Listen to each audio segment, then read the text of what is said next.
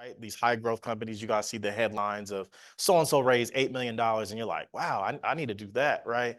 A lot of our businesses in the minority community don't fit the traditional venture growth metrics, right? Venture is looking at not only billion-dollar markets, but like how do you get a next door, which is like across the world, I want to say global now. How do you take a company public, right? Those are the type of returns that venture capital is looking for. But what we found out in the ecosystem is that everyone's ignoring all this value in between, right? You got an SBA loan on this spectrum, you got a venture capital firm on this spectrum. What about everything in between and the financial products in between?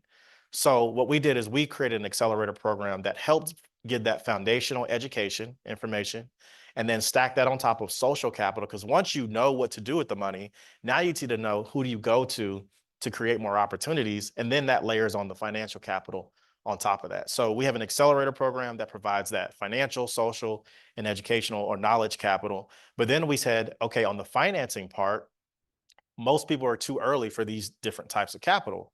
So we created a creative financing called Integrated Capital, which is a fund that provides flexible debt and patient equity. So we can do anything from purchase order financing, term loans.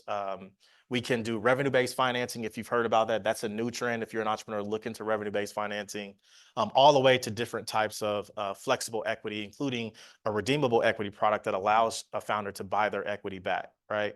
That's also one thing that we see in the market is tech entrepreneurs that are growing, they have to give up too much equity early in the company, especially for Black founders that are in tech businesses because they don't have the access, right? They don't have a rich uncle that they can go to and say, hey, invest in my company, right? They don't have this Ivy League network that they can tap into and say, hey, I'm raising this venture capital. So when they walk into a room with an investor, they're instantly over leveraged or out leveraged already, right?